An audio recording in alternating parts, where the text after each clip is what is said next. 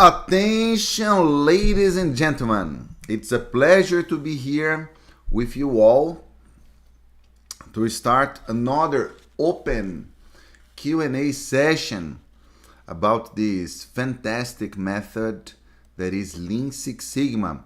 So, on a scale from 0 to 10, please, how is my audio?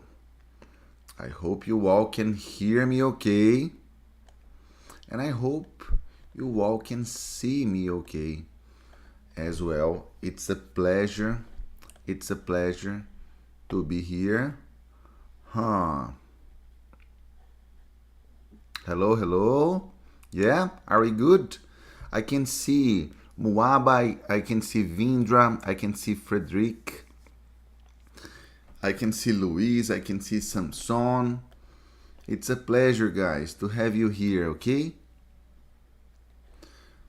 Yeah, wonderful. I hope you don't mind that today I'm not using my regular MF Treinamentos, MF OPEX mug.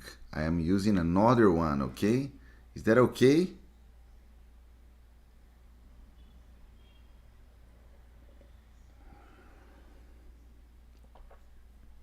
I hope you do not consider that I am a little bit goofy, you know? I hope this is not the main conclusion of this scene. Even knowing that I am a huge Disney fan, if you like continuous improvement, if you like operational excellence, if you like quality, you should definitely study what Disney does as a company. Yeah?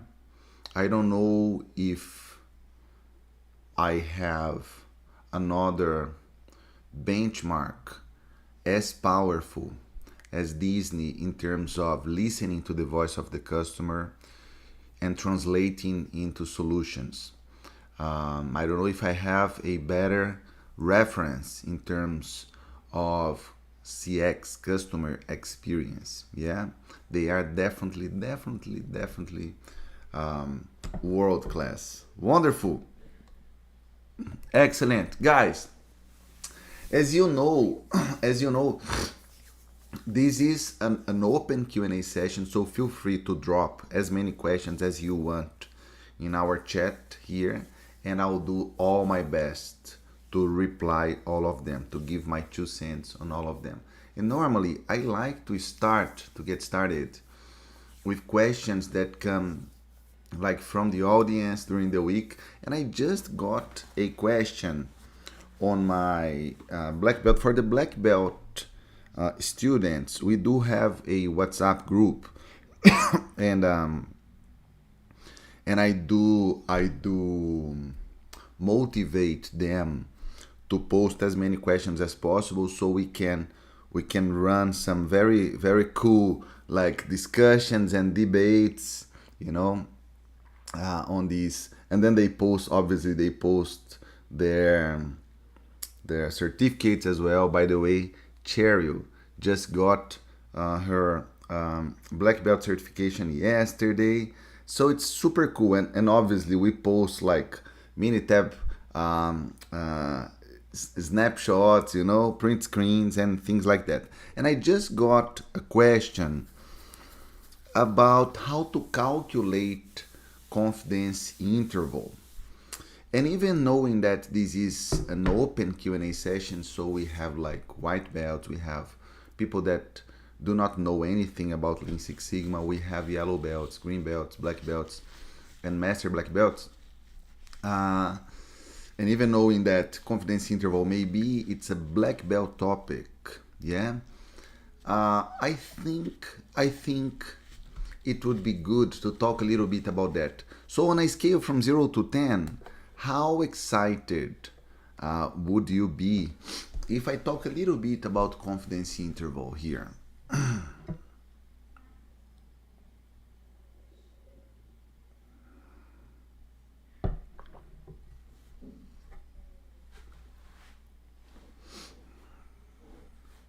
Yeah, 10. Let's talk about this.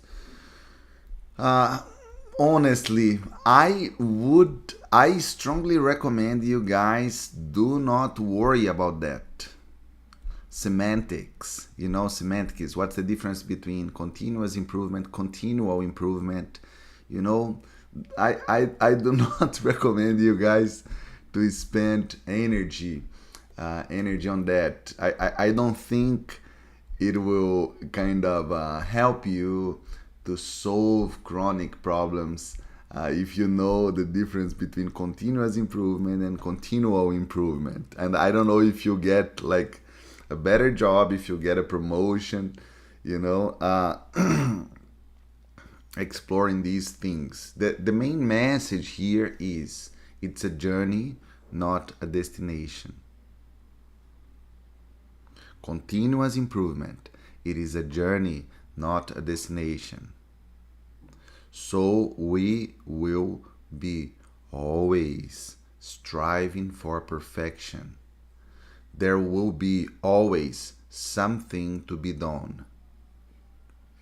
It is impossible to find a process with zero defects. Impossible. Zero defect is a vision.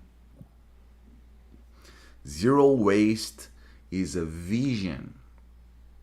We will never reach zero waste. Never. We are interested in comparing our processes with the same processes 1 year ago. Oh, so now we are at another level. Wonderful, excellent. And we keep working so we can compare with next year's performance, and then we are better than this year. Yeah, and it keeps us humble. If you want to be a world-class continuous improvement professional, you must be humble. You must believe, you must be high energy, you must study a lot, you must be good in terms of hard skills, soft skills, emotional intelligence, Minitab, and you must be humble. Humble. Strive for perfection. It's a journey, not a destination. And why do I say that we need to be humble? Because by far, the worst enemy of continuous improvement is ego.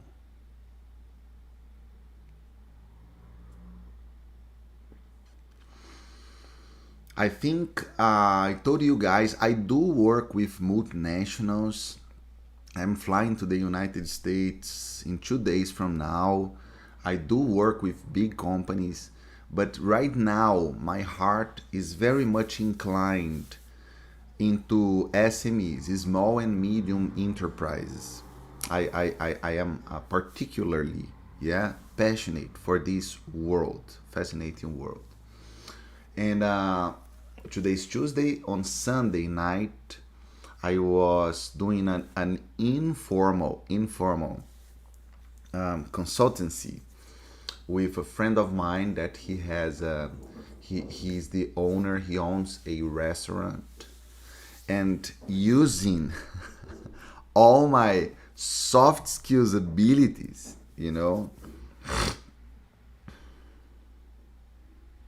I kindly asked him if on a Sunday night at 8 p.m., 9 p.m. Brazil time, the capacity was there, like the waiters, the chefs, but the saloon, the number of customers, 20%. 20% of the saloon was occupied. So there was idle capacity, idle people, operators, they were waiting, the waiters, they were waiting, arms crossed, Because out of, I don't know, 200 spots, only 40, only 20% of these spots were occupied. And then humbly and politely and with love, I asked my friend, that is the restaurant owner, would you be interested in matching capacity with demand? Because there is demand. You just need to connect that and attract more customers. Yeah? There is a way to that. There are techniques for that. Yeah? And the answer that I got was not necessarily. Because if I have more customers, the employees will be stressed out because yesterday we got full house.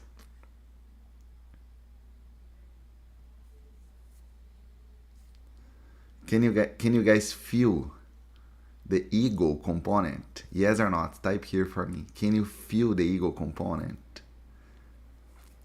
Yesterday we got full house, so today it's 20% Sunday. And you can see all the other restaurants, and the other restaurants are full, are crowded. So like in one sentence, two counterattacks, No, 20% that's what I was expecting. And the waiters like this, waiting, So see, ego.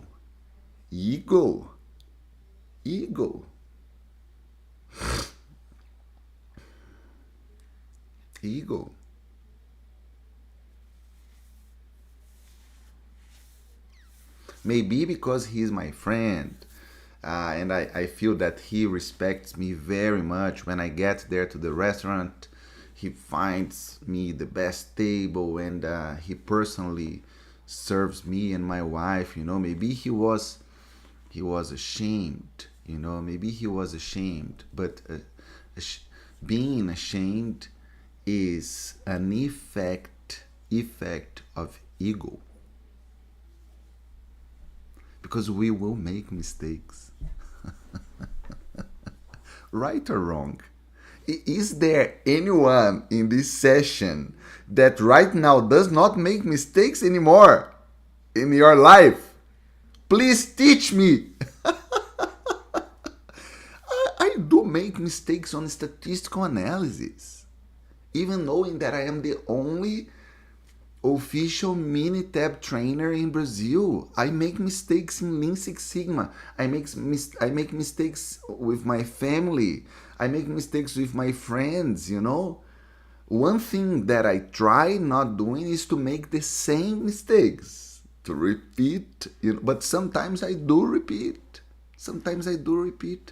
Because I am human.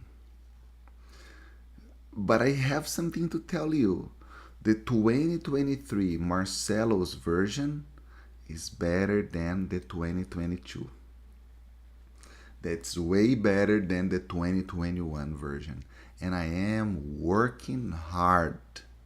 Right now, I am taking 4 courses. I am a student in 4 courses. I am right now coursing 4 trainings. I don't know if I told you guys, my wife is pregnant. I'm studying. I wanna be a good father. I'm studying what to do from day 0 to day 1000. I'm studying. I have another book here about emotional intelligence. I'm studying emotional intelligence because I want to be a better version of myself, always. And it doesn't mean that I don't have the ego component, but I try as much as possible, 200%, to fight this ego component. So once again, the reason I am saying all of that is in continuous improvement. When we talk about continuous improvement, one of the most important things to do with process owners is you need to break what we call not invented here syndrome. Not invented here syndrome. Thank you, Vindra. Thank you so much.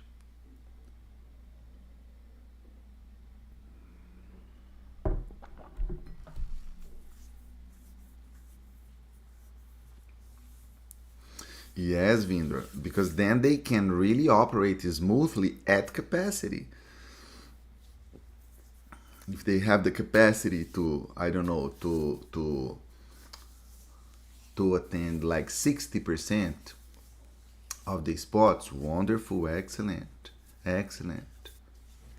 And by the way, it is very easy to see um, in physical processes if capacity is meeting demand. You know, it's very easy because you can uh, even more in a manual work. When you see idle operators, you know, people like waiting, like trying to find something to do, and you can see on their faces that they are kind of desperate, you know, to do something. And then you look at the kitchen and they are kind of cleaning, you know, things and organizing and over processing, you know, like organizing kind of super symmetrically, you know, everything. They are finding things to do so they don't look, you know, idle, but they are, yeah. So, and again, the reason I am talking about that is because, yes, as Cicero said, ego is the enemy.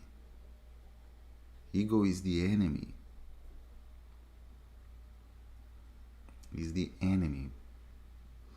And again, there are techniques. There are techniques to help you, let's say, surpassing, you know, the ego challenges. Um, but everything must start on ourselves. How do you guys think I've dribbled Sunday night with my friend to touch his heart that there is a demand capacity problem? How do you guys think I dribbled when I felt that he was super resistant? He was super resistant and he said like, no, 20% is good. 20% is good. When you see like a huge resistance, one of the techniques is just to reinforce real, I'm talking about facts, real positive aspects about the process. Okay? Because ego normally is inversely proportional to self-confidence.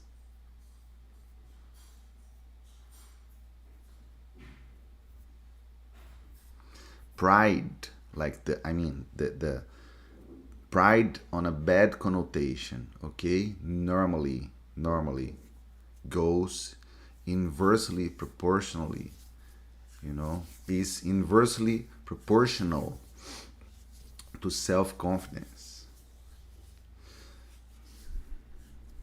So when the person is counterattacking and super resistant, you know, many times the best technique is just to reinforce some positive facts, you know, facts. Otherwise, you will sound artificial. You will be artificial. Yeah. And because I love this restaurant and I love the food, you know, and I love the quality of the service because the waiters are super polite, super polite, and the food is amazing. Delivery time is very short, very short. It's very fast, you know. There is low variation. You can order the same plate like many times. There is minimal variation. So I started talking about this and say very likely there is, a standard operating procedure in the kitchen. And then he started talking about the standard operating procedure and training and audit and how clean it is, the kitchen, and then I started talking about VOC techniques. I started talking about survey, the importance of running surveys.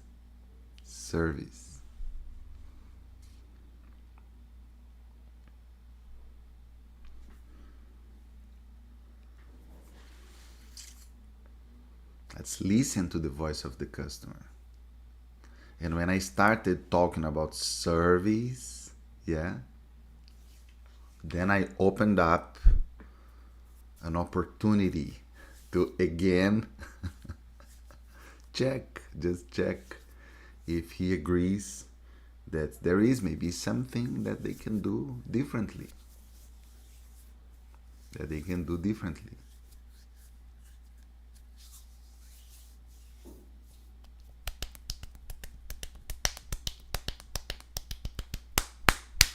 Yeah? Christian, congratulations, Christian. Congratulations. Thank you, Marcelo. Just got my green belt certificate. I'm proud of you, Christian. Congratulations.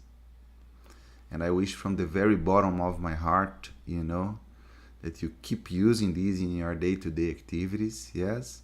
And I hope to get you as my black belt student someday, yeah? At the right time. No problem, Cedric. That's okay.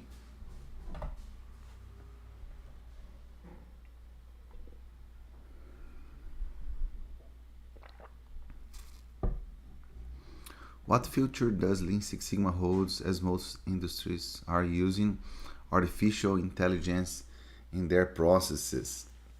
This is good for us. In Ahoro. This is very good for us. Yeah, because there is no...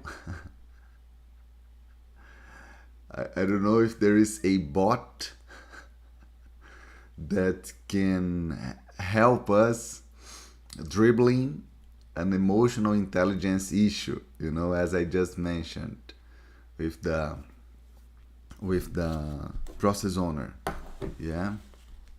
with the process owner. And artificial intelligence, we are talking about machine learning, we are talking about regression.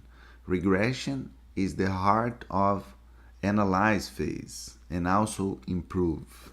We can argue that regression is the foundation of analyze phase, but there is also a portion of regression that is on improve phase. Yeah?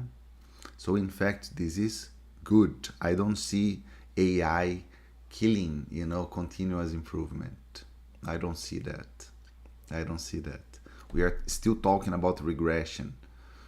Yeah, we still need to talk about root cause analysis. Yeah.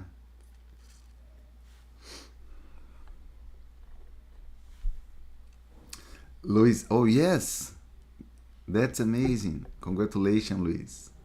By the way, type here for me, where are you on the Lean Six Sigma? Thank you, David. My pleasure. It's my pleasure. Where are you guys on the Lean Six Sigma journey?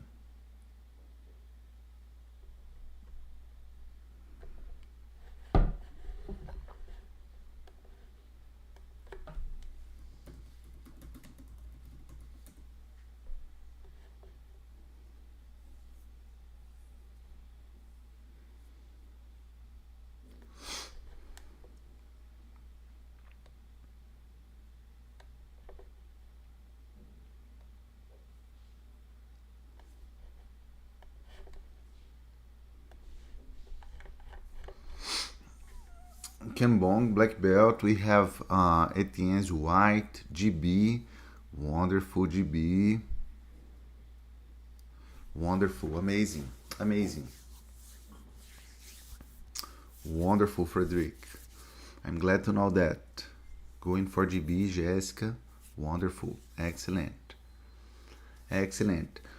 So once again, guys, thank you so much for your questions. Okay, I will talk about confidence interval.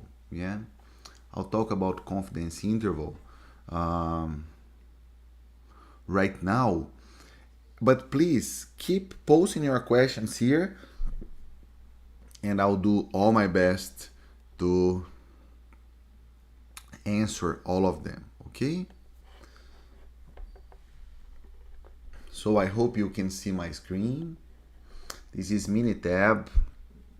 If you have never heard about Minitab before, no problem, no problem. It's a statistical software, very much popular, very much popular. Yeah. And then let's suppose I have here 1,000 data points. Okay, 1,000 data points, and I'm gonna call this. Population. Okay, I'm gonna call this population, and you can think on any variable. You can consider cheese bread weight, you can consider diameter, you can consider distance, you can consider pressure. Okay, you can consider any CTQ, any Y. Yeah, then we have 1,000 data points. But then I kindly ask you, type here for me, if I can calculate here, easily calculate here a mean. Do you think this is a hard task to do? Yes or not? Okay, and again, let's consider data as our population. There is nothing that goes beyond that. We have 1,000 data points. Yeah, population. How hard it is to calculate a mean? How hard it is to calculate a population mean?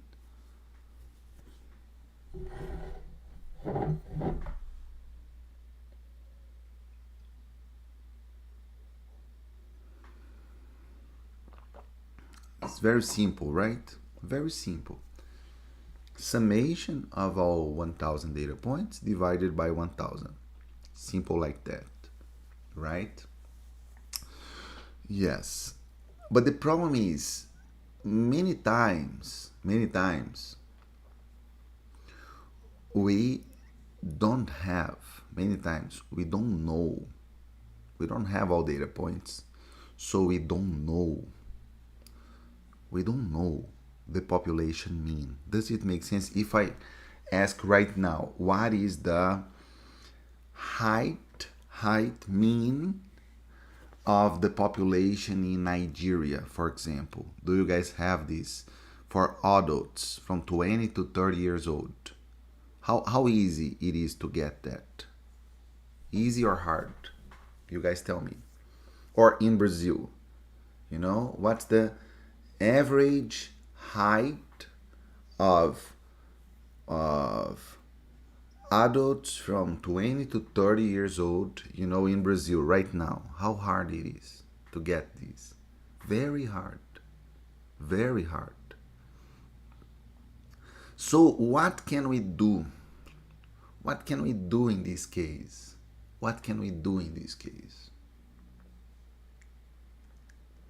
There are many different techniques, but one of the most beautiful techniques that is part of what we call inferential statistics is let's collect a sample, yeah, obviously from this population, yeah, respecting the sampling rules. And let's get started with guaranteeing that our sample is random. Our sample was randomly selected, yeah.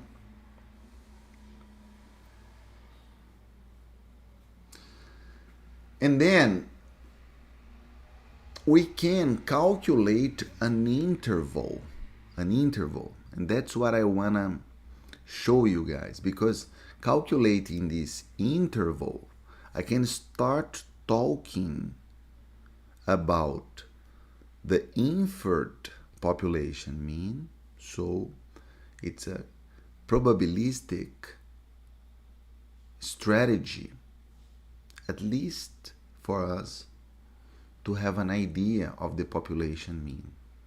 Okay, so that's what I want to show you guys here.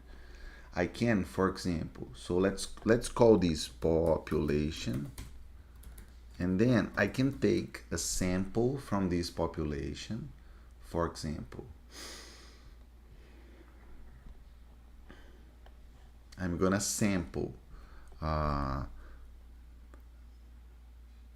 10 data points, only 10 data points from population, and let's store in sample. Okay?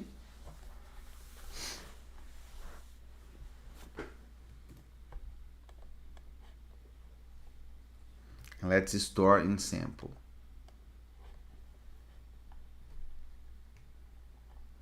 So with these 10 data points, what can I do with that? I can definitely calculate a mean here, yeah? But do you think the two means will be the same? Population and sample means, they will be the same. Take a look here. The population mean is 9.9577. The sample mean is 9.967. So they are not exactly the same, right? They are not exactly the same. Yeah?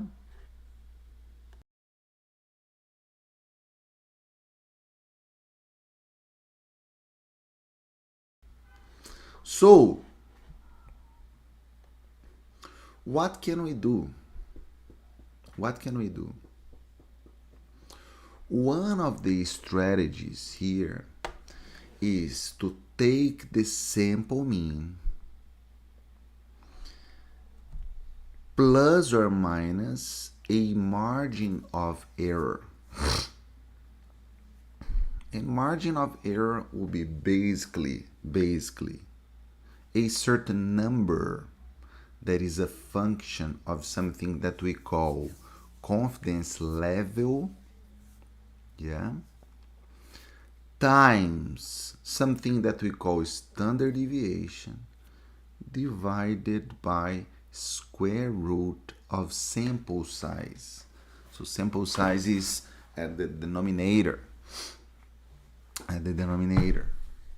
Yes, that would be our margin of error. So something that we call confidence interval is nothing but an interval that is based on sample mean plus or minus a certain margin of error. It changes the way to calculate margin of error, changes from strategy to strategy, from inference strategy to inference strategy, yeah? But in very simple terms, it's basically one number that is a function of your confidence level multiplied by standard deviation divided by square root of sample size. With that, we can calculate an interval. Yeah? And let me show you guys here one of the ways to see that.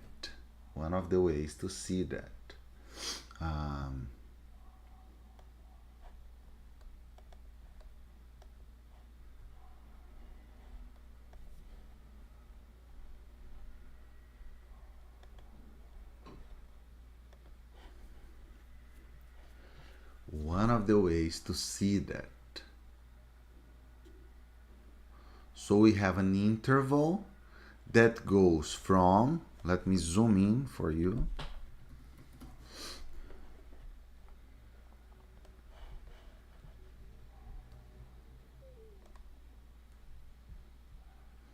That goes from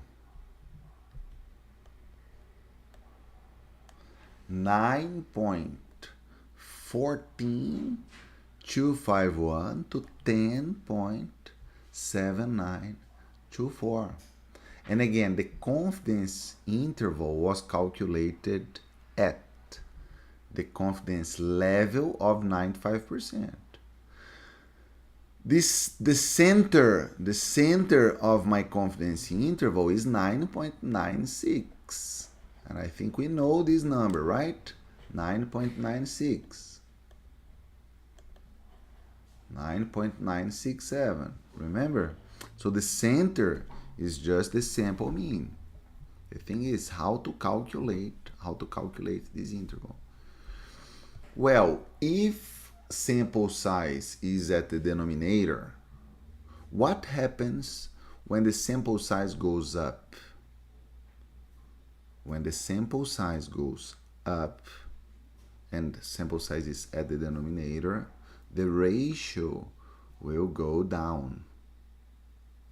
So when the sample size goes up, the margin of error will be reduced. So I'll have a narrower, I'll be narrowing the confidence interval. Does it make sense? At the same confidence level, I'm still talking about 95%.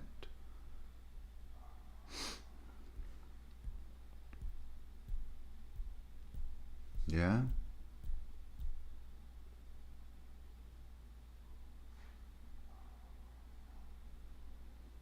Yeah?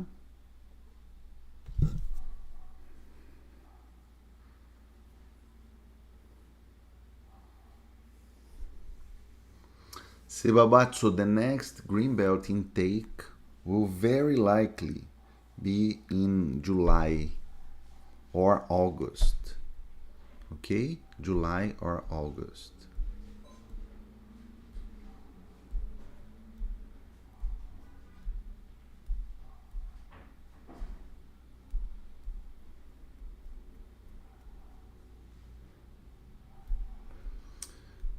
Yeah? Wonderful. So, let me go back here.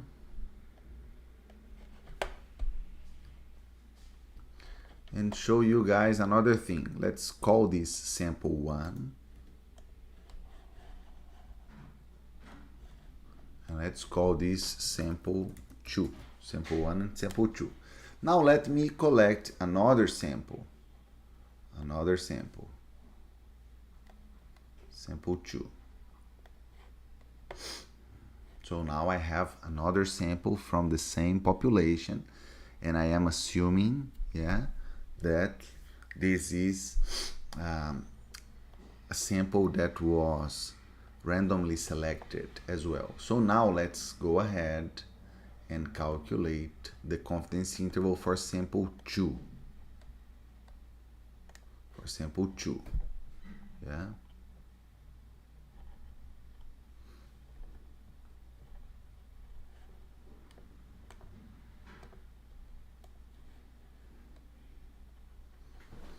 And you guys can take a look on these numbers here, 9.789, 10.825.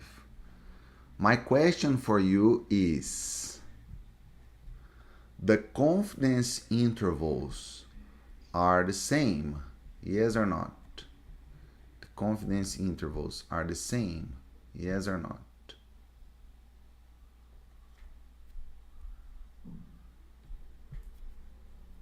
Yes or not?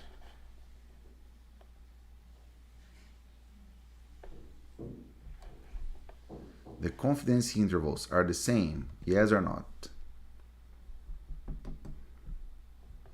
9.789 to 10.8. The other confidence interval, 9.14, 10.8. The confidence intervals are different. Because even knowing that I took 10 data points from the same population, I took 10, and then I took Cedric another 10.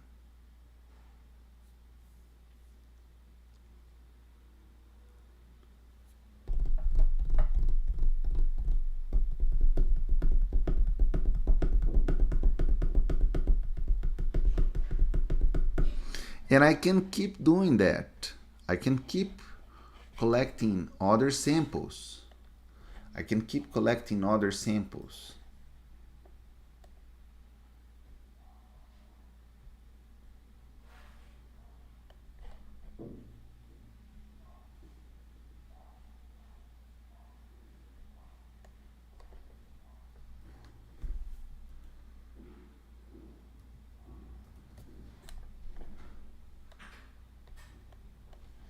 I can keep collecting other samples. Or let me do something that I think it will be even more helpful. Let me generate here.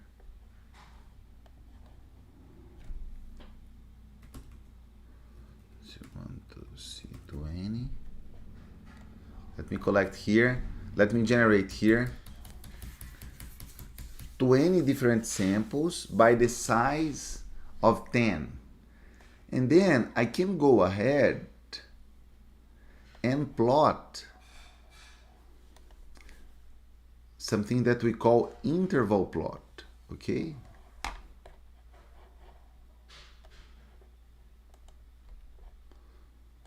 So please type here for me if you understand that I have here 20 different intervals, 20 different sample means, 20 different margin of errors, even knowing that they came from the very same population.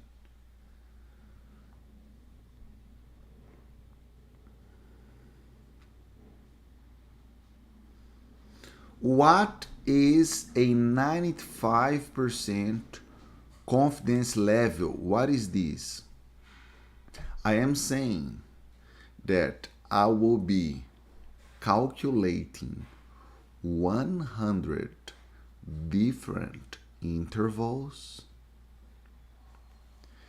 and the true parameter, the population mean,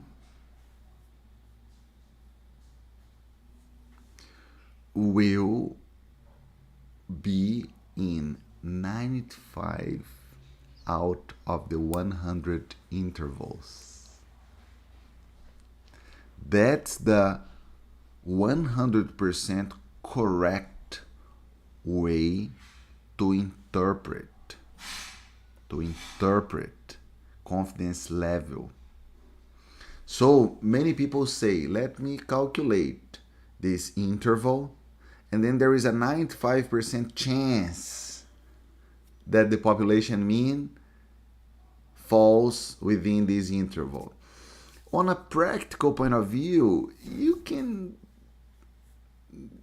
say that, you may say that, but keep in your heart that this is not the 100% correct way to say that. This is not the 100% correct way to say that. When we talk about 95% confidence level, I'm talking about calculating, for example, 100 different intervals, and so they will be different intervals with different margin of errors, with different sample means in this case. And out of these 100 different intervals, the population mean that we don't know will be there, will be in this interval only for 95 out of 100. And here, because I had 20, you guys tell me, the population mean very likely out of these 20 will be in how many? In how many of them? In how many of them? I'm gonna wait you guys for that. Knowing that it is a 95% confidence level. Out of 20, it is expected that the population mean is present, in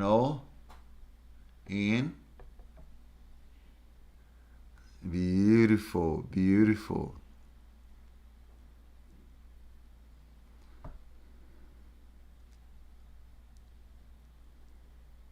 In 19. in 19. So I could argue, for example, I don't know, I could argue that there will be, yeah, one interval here, one interval where the population mean will not be present. Will not be present. This is the 100%, like, let's say, correct way to explain confidence interval. And this is very, very helpful, very helpful. Statistical inference is very helpful in our day-to-day activities. Yes? Questions. Nishi Naidu. Hi, Professor. I would like to know how to calculate and measure productivity of each staff member. Nishi, I do strongly recommend you to check. I think I ran a live here, a Q&A session where I touched OLE, overall labor effectiveness. It's the equivalent of overall equipment effectiveness, but for people. Nishi, to make let's say a long conversation short, the most important thing is you need to focus on deliverable, and you must have a standard delivery time. So, for example, I need to produce 100 cheese breads, and the standard time is 1 minute. And I did deliver 100 cheese breads, let's say my value added time was 100 times 1 minute. That's it. No, but Marcelo, you have worked 3 hours. Okay, Marcelo, you have worked 3 hours, 180 minutes, but your value added time is 100. So you just divide 100 by 180. And then my effectiveness is 100 divided by 180. That's it. And then you start investigating downtime, planned downtime, unplanned downtime, so available time, adherence to standard, scrap, rework. Yeah. Hello, sir. With practical example, could you please explain between PPK and CPK? How do I predict my waste using sigma level on probability distribution?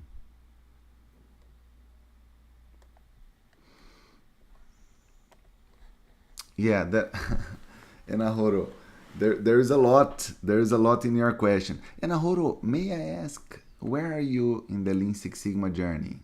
Enahoro, and let me know if you are my student, if possible.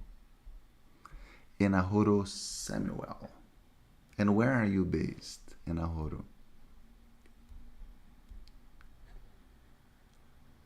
There is always a margin of error based on inferential statistics. Correct. Yeah. On a scale from 0 to 10, how much did you enjoy this explanation about confidence interval?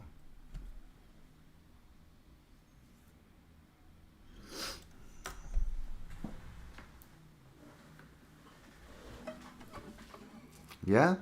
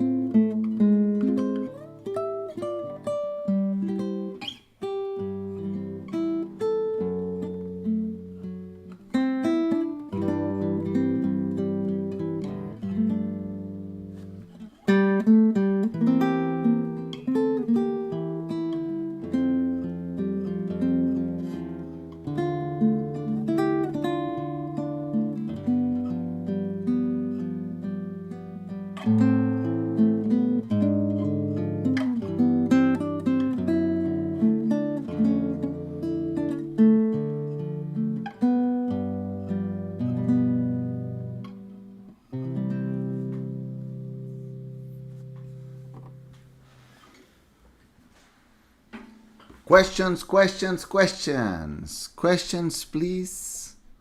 Questions, please.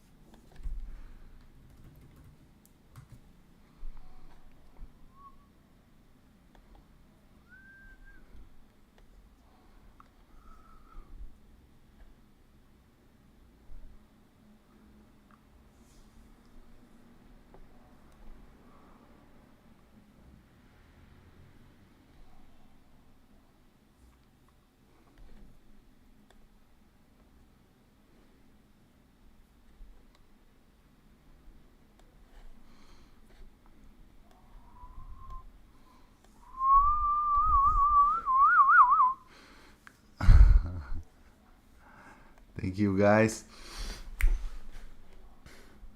The simplest way, the simplest way to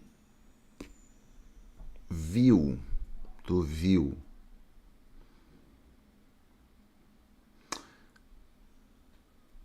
the difference between CPK, PPK, and sigma level is CPK and PPK, they do consider only the worst case. PPK, overall sigma level, overall performance. So it does consider overall standard deviation. It's definitely what customer is feeling. PPK is what customer is feeling. CPK is based on within variation, within subgroups, okay? This is a challenge because considering the worst case only, if you have problems on both sides, below lower spec and above upper spec, you'll be in trouble. So that's why we always prefer sigma level. If there is a green belt student here, if there is a black belt student here, if there is any master black belt student here, you guys are tired to listening to me saying about the importance of using sigma level versus CPK, PPK. Okay, sigma level, overall sigma level. That's what I recommend because there is a within sigma level as well. And the easiest way to visualize that is by plotting. On Minitab there is a function that is here, graph probability distribution plot, and then you can view probability. Yeah, so this is a very easy way to do that. Yeah.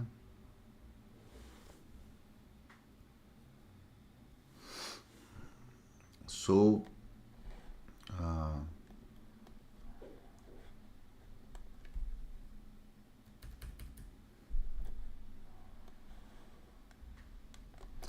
let me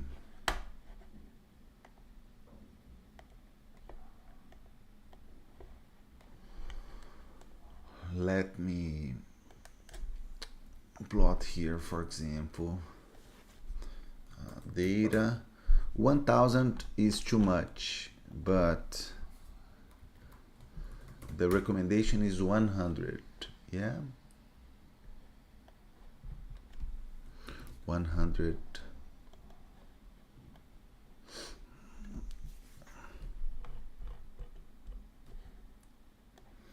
Stat, quality tools, capability analysis. And then let's suppose you have 8 and 11. So we have problems on both sides. We have problems on both sides, yeah? So we have problems on below lower spec and above upper spec. So we are expecting, and let me change here to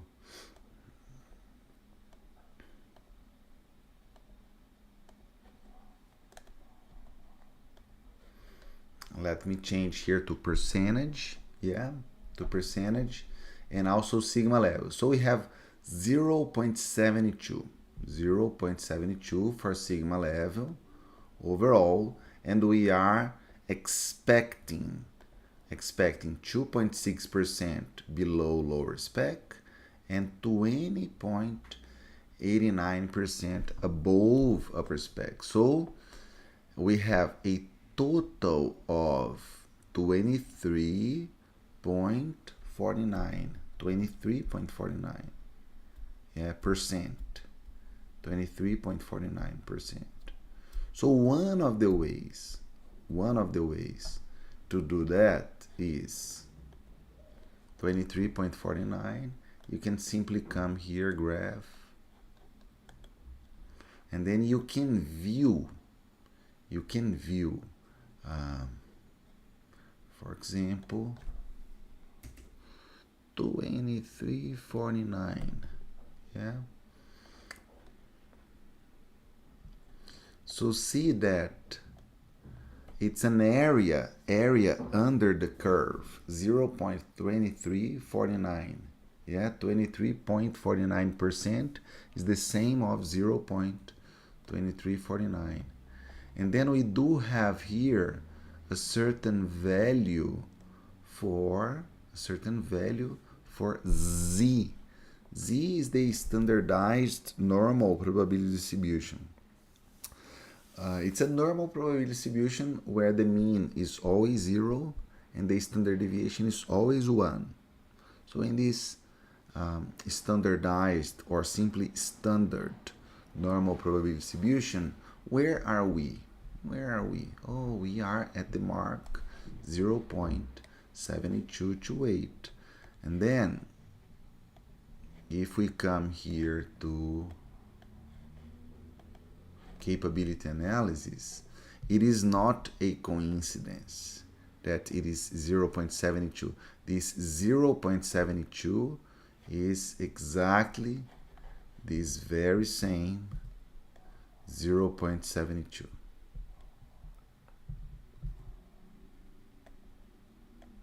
The very same, yeah.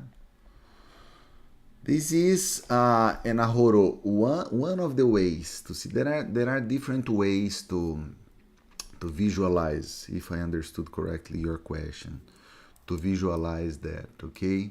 But in my opinion, it's the easiest way. And that's the beauty of sigma level, because see that I did not take only lower spec nor only the area above upper spec. I took both, add them up, and then put in one side, in only one side. And then the Z that you find to that is your sigma level. That's why it is so powerful, because sigma level considers both sides, what is below lower spec and what is above upper spec, okay? The reason I asked why, where are you in the Lean Six Sigma journey is because the way you write your questions, it's interesting, because if you are already, I can see that you like the topic and that you are familiar with these topics. I can feel your passion, Enahoro. I can feel your passion. Yeah. And just know that you are very welcomed to this house, to my YouTube channel, and to the MF Treinamentos. Questions. On a scale from 0 to 10, how helpful was that? How helpful was that?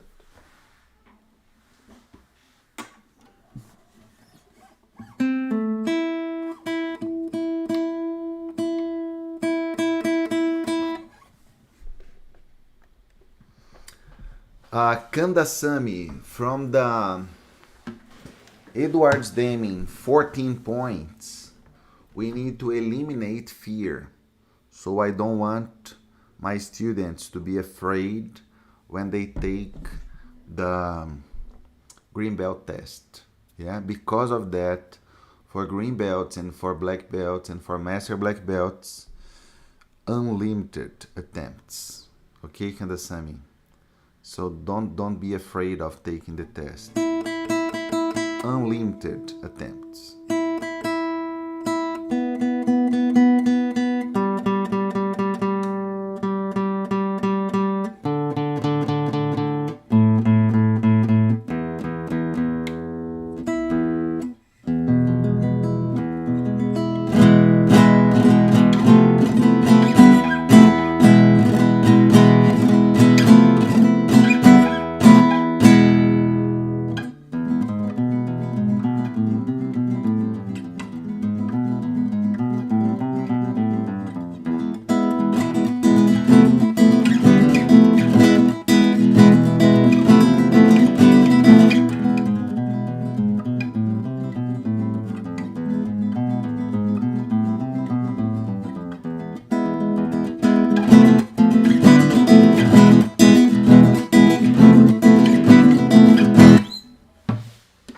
Questions?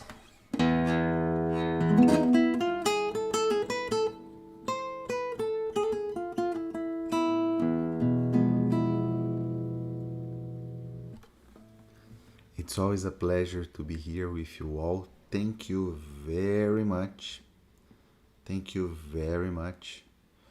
And 69 and 68.